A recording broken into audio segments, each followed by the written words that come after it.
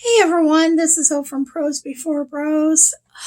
Fourth time's a charm, hopefully. I tried doing this video twice so far, and my dogs have been like losing their ever loving minds. I think I just need to be like Chelsea and just get cats at this point. Just saying. You never really hear a cat meow that much. But anyway, yeah, I'm back, and hopefully this video looks a little bit better than my past videos. I had to upgrade my phone recently. I'm starting to get the damn hiccups again. Ugh. I had to upgrade my phone fairly recently because I was losing videos in my cloud. They just randomly disappeared. In addition, I was having issues with space. I kept running out of space. It was driving me nuts. So, yeah, I got an upgrade on my phone and I thought I'd make a little video to celebrate. So, here we are. So, yeah, I'm burning up right now. I just have to let you guys know it is hotter than hell here in Cincinnati. So, yeah, I probably look like crap because as soon as I got home, I took off like all my makeup and stuff, and I'm like, I'm done. I'm done with today. There they go again. So, yeah, let's just go ahead and jump into the books and talk about what I read for the month of June. I'm going to focus on 3 books today. I probably read about at least, I can't even remember, I think it was like 10 or 15 books, but a lot of them were ebooks, a lot of them were audiobooks, and most of them were just not that great, to be honest. Just saying. So we're just going to go ahead and jump into the books that made the cut, I guess, to talk about. Some of them are pretty crappy, so we'll just go ahead and jump right into that. So the first book I want to talk about is a 4-star book that made my list. And a lot of people have been talking about this in the media, but I don't hear too much about it on BookTube. I think the only other person I heard talk about it was Chelsea from Chelsea Darling Reads. Go figure. I'm always watching her videos. I'm obsessed, y'all. But it is the book Bad Blood, Secrets and Lies in the Silicon Valley Startup. It's by I always want to say New York Times, the Washington Post journalist John Carreyrou. I don't know why I keep thinking he's with the New York Times. He's not. And this is a national bestseller. I do believe this is the first book he's ever published. I could be wrong. But this book, guys, it's intense. It is so good. I really enjoyed it. So it follows the story of Elizabeth Holmes and her startup company, Theranos. And I might mess this up because every time I think about the company, not only do I get really pissed off, but I also think about the Avengers, Thanos. Thanos is a bad guy. Theranos is kind of like a bad company. We'll just go with that. But you might have heard those 2 names recently in the news. And one reason why you might have heard of Elizabeth Holmes' names is because she is a part of a very big fraud lawsuit right now. So the lawsuit is basically, like I said, it's about fraudulent activity within Theranos. Elizabeth Holmes is a 20-something-year-old student. Well, she was an ex-Stanford student that dropped out of Stanford. Came from a really big, affluent family. Her family was a part of the Fleischmann Yeast family, and basically they had a huge fortune. They were very affluent here in the United States between like the late 1800s up to, I believe, the Great Depression era, if I remember correctly. Very interesting background, but she was very ambitious from a very early age and said that she wanted to do something of importance. She wanted to be a billionaire. Went to Stanford, was trying to come up with all these ideas of how to basically get into the medical tech field. Didn't have really any backers at first until she met one of her male professors and basically schmoozed him a little bit to give money to her startup company. It doesn't matter what their sexes are, but predominantly a lot of her people, a lot of her investors are male, and I think a lot of it has to do with just her her appeal, both physically and intellectually. So she gets all this money from all these investors and starts up the Thanos company, where she creates, I don't even want to say it's an invention. It's called the Edison, and basically it's this data box, if you will, that you can put these nano chips in that hold one droplet of blood, and it's supposed to read off all these diseases that you could possibly have or have a chance of getting at some point in your life. So cancer is one of them. I think they said heart conditions was another, and Elizabeth's big selling point, or her pitch, was so you don't have to say goodbye too soon. Great pitch, perfect, but the machine didn't work. This talks about the story of how Thanos went from being a huge billionaire success overnight to a place that is getting served with, federal court subpoenas and getting, served with these charges by the FDA. It's just crazy. It breaks down the whole case for you guys if you haven't been following. You hear a lot of inside people talking about their experiences. A couple are intern scientists that were Stanford students, one of which basically gave up his entire college career to work at this company that he thought was going to be very successful, only to find the company was very fraudulent.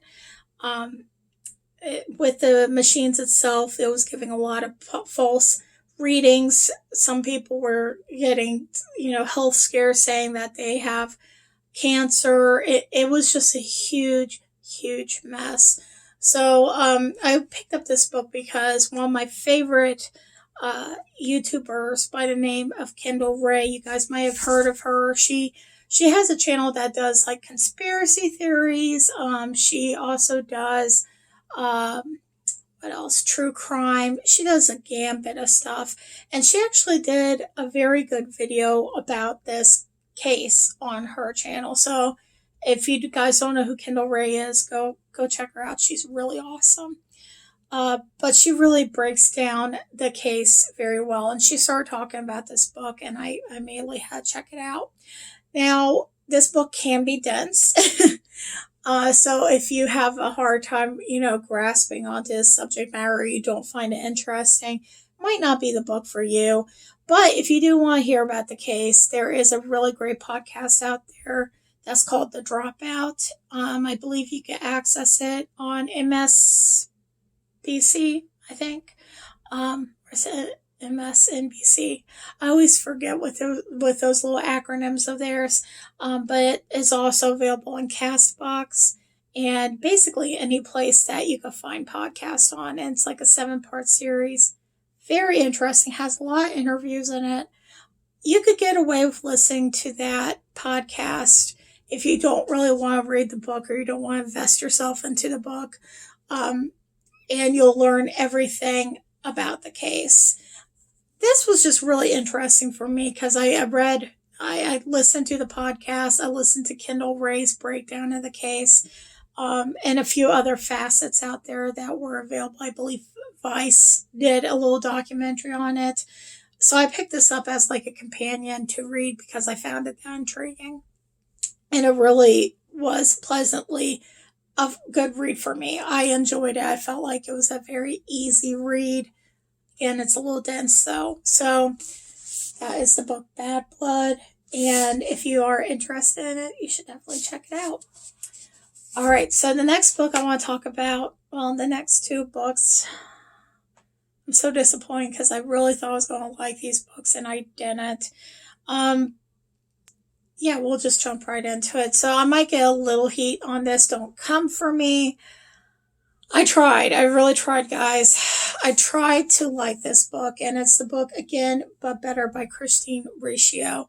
So if you're not familiar with who Christine is a booktuber here on BookTube. She's been with BookTube for several years. I really like her. She's got a very bubbly attitude.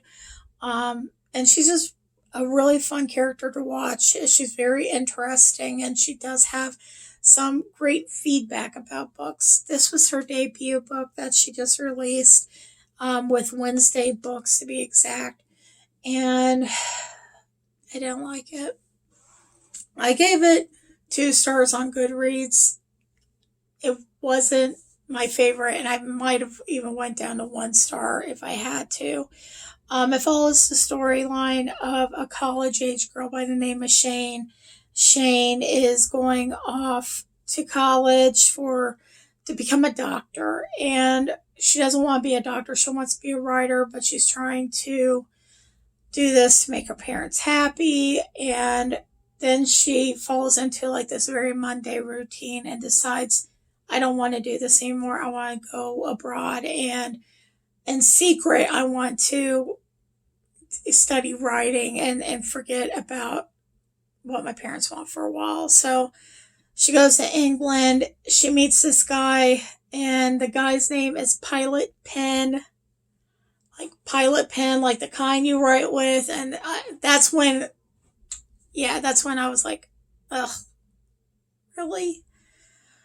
So it wasn't like, I was just like, really, why do you have to do that?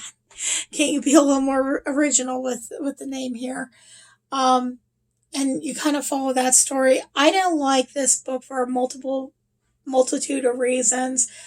First off, the generic feeling of it, like Pilot Pen, I didn't like that. Some of the verbiage as used, like it was very tweeny. I don't know how to describe it. Like some of the mannerisms that Shane would use, like some of those sayings that she would use was very, very tweeny. And it felt like I was like reading a very bad PBS script. So I wasn't really happy with this book at all. I wish I could say I was. Yeah. So it does have like this supernatural thing that happens with time travel.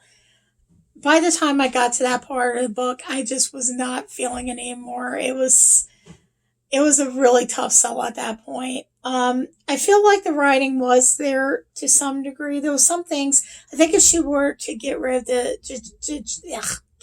generic pieces like the Pilot Pen and the tween verbiage, this book would have probably been good. Maybe if she even added 100 more pages to kind of beef it up a little bit to pull out the context, it would have been good. But yeah, another thing I didn't like with this book is a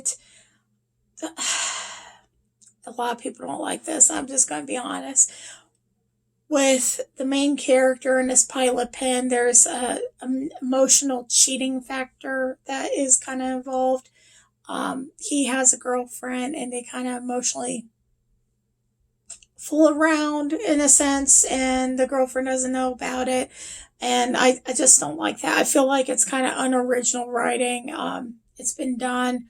And also, it's just really shitty. Like, why do you have to do that? It makes me not like your characters at all. I can't relate to them. So this book is definitely a hard pass. I'm actually going to be unhauling this book.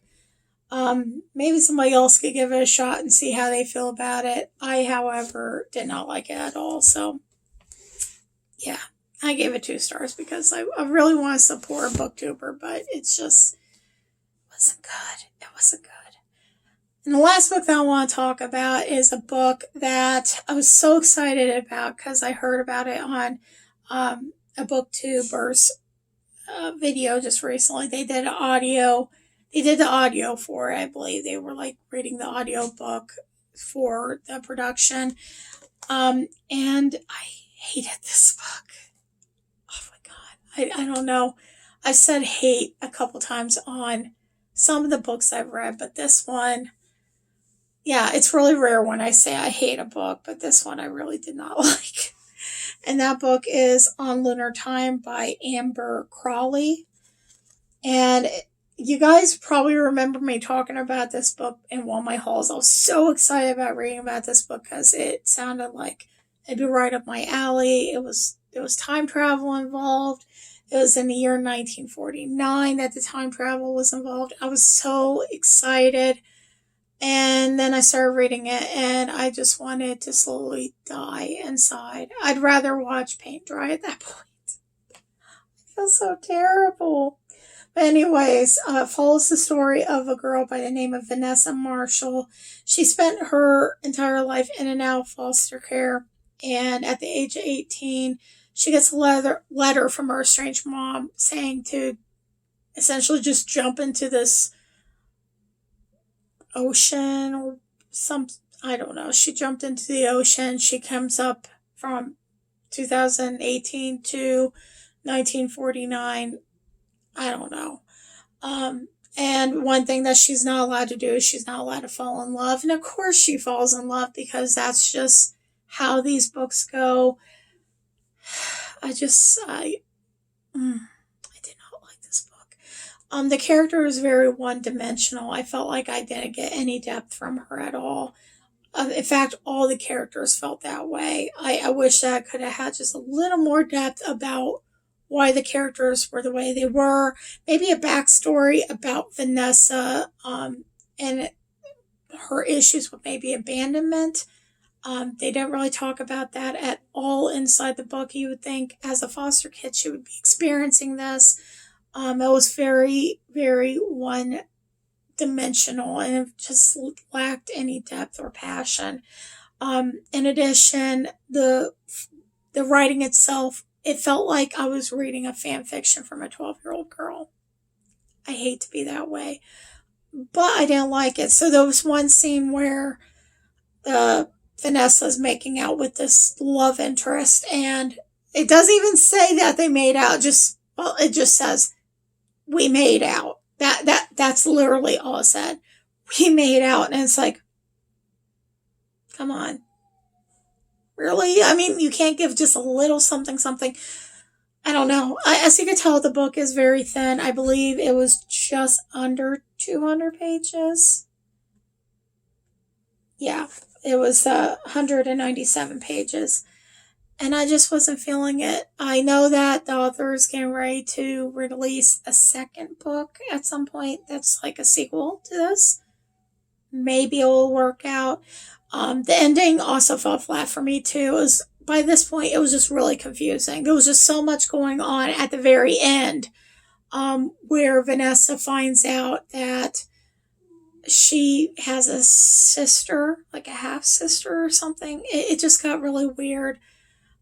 Again, this is one of those cases where I think if the book was a little more spread out, like if it had 100, 200 more pages, it could have been an interesting read, but it lacked the descriptors and it lacked the depth of the characters, which was very disappointing.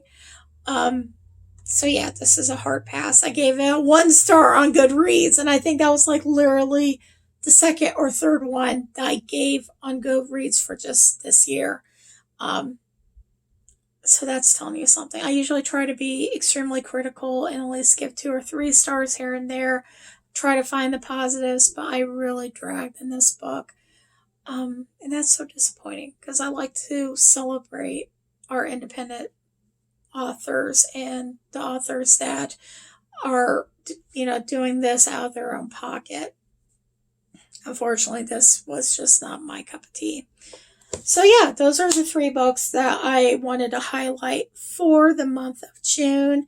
I'm probably going to be doing a haul here shortly so I can show you what we got. But those 2 books are going to be unhauled.